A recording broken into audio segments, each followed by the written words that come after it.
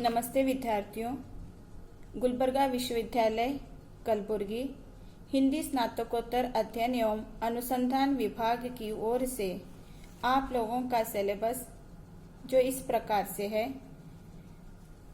काव्य संकलन जो बीएससी प्रथम वर्ष के विद्यार्थियों के लिए रखा गया है।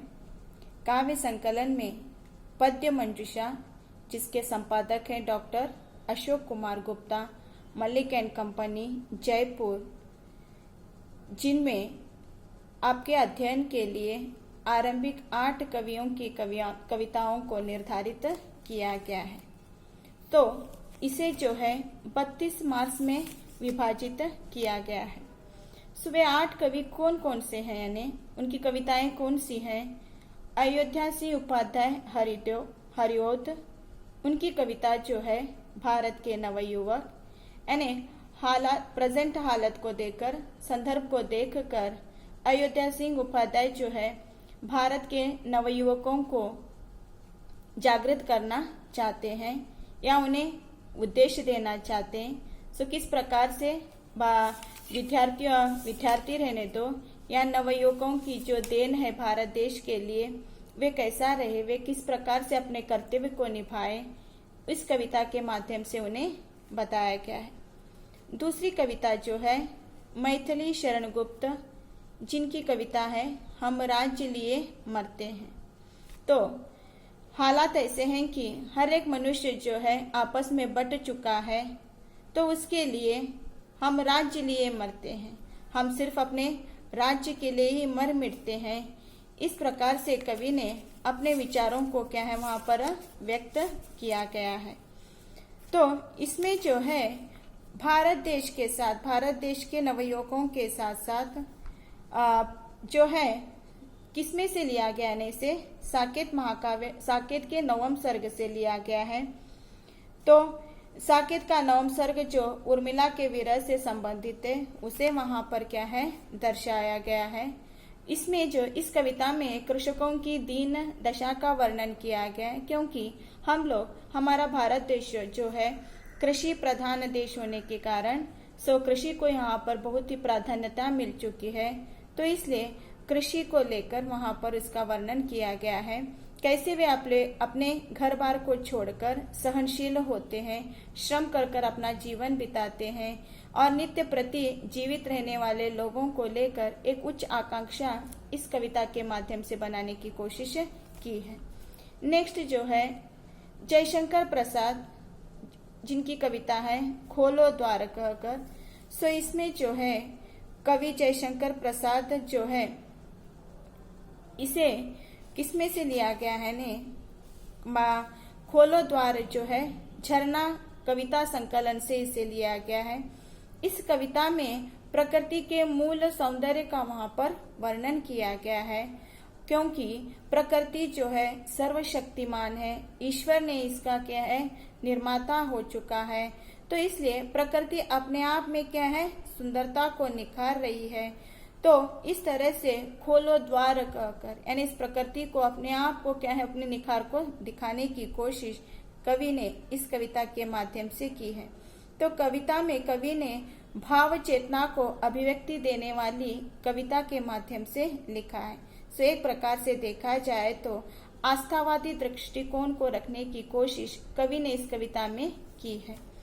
तो अगली जो कविता है सूर्यकांत त्रिपाठी निराला, जिनकी कविता है सखी बसंत आया कहकर। बसंत जो है वसंत ऋतु के नाम से भी जाना जाता है।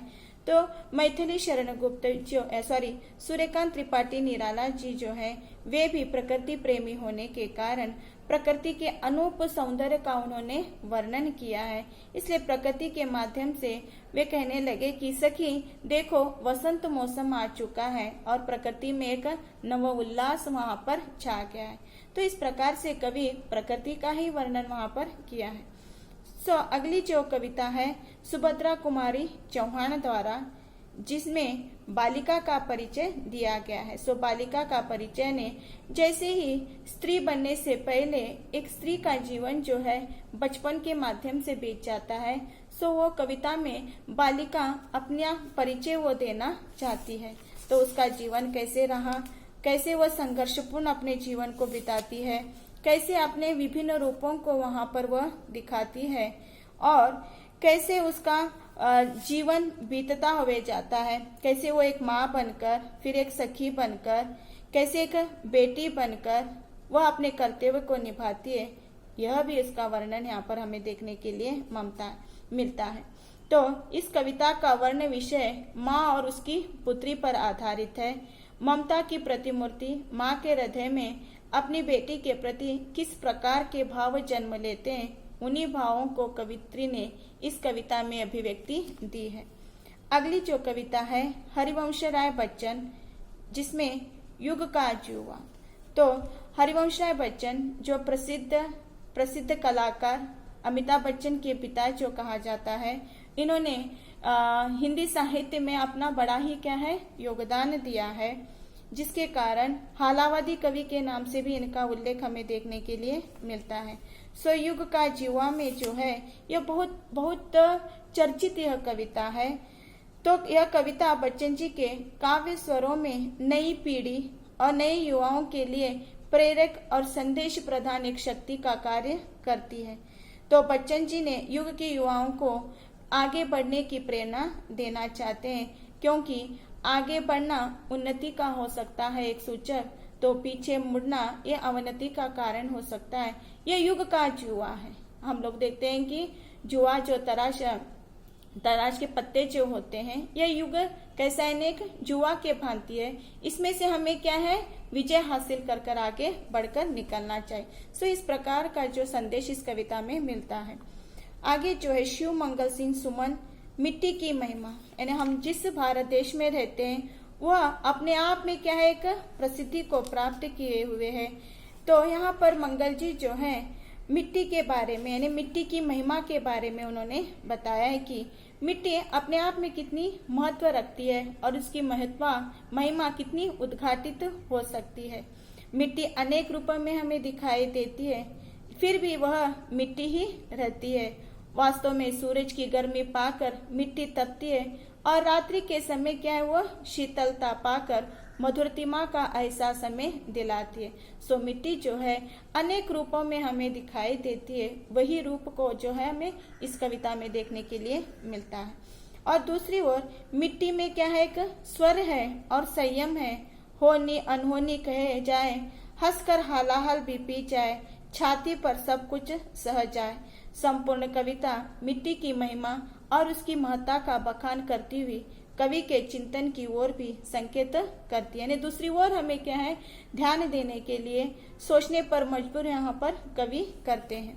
सो आगे जो है अंतिम कविता जो है सच्चिदानंद हीरानंद वात्स्यायन अग्नेय, जिनकी कविता हिरोशिमा।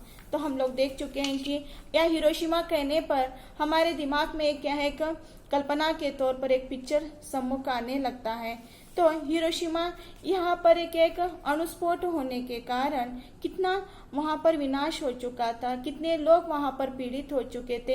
एक अणुस्फोट के कण से पूरा वातावरण क्या है वहां पर खराब हो चुका था। तो हिरोशिमा के बारे में वहां पर बताया गया। कहीं ना कहीं अरि वो करुणा प्रभा में संग्रह से इस कविता को लिया गया है। तो कवि अपनी चिंतना और चेतना दोनों को अभिव्यक्ति वहां पर दी है। सो हिरोशिमा से संबंधित स्थिति और घटना को अभिव्यक्ति देते हुए कवि ने संकेत दिया है कि हिरोशिमा एक कांड बनकर मानो न केवल मानव को ही नहीं, मानव सृष्टि का भी क्या है उसने नष्ट किया है, अपितु मानवता ही नष्ट हो गई है। सो कवि का कथन यह देखिए कि छायाएं मानव जन की नहीं मिट्टी लंबी होकर, मानव ही सब भाप हो गए। मनुष्य ने जो सूरज बनाया था वही सूरज मानव को भाप के रूप में सुखा गया। सो तात्पर्य क्या है ने, विज्ञान तकनीकी युग में हम लोग रहने के कारण तकनीकी सुविधाओं का जिस प्रकार से हम लोगों ने उपयोग किया, जितना क्या है उसका आविष्कार किया, वही तकनीकी माध्यम से उसी के कारण क्या है मनुष्य का विनाश भी हो गया। इस तरह से इन आठ कवियों की कविताएं जो है आप लोगों के पाठ्यक्रम में रखा गया है, जो मैंने आप लोगों को क्या है संक्षिप्त के तौर पर आपके सम्मुख उसका वर्णन वहां पर किया है। धन्यवाद।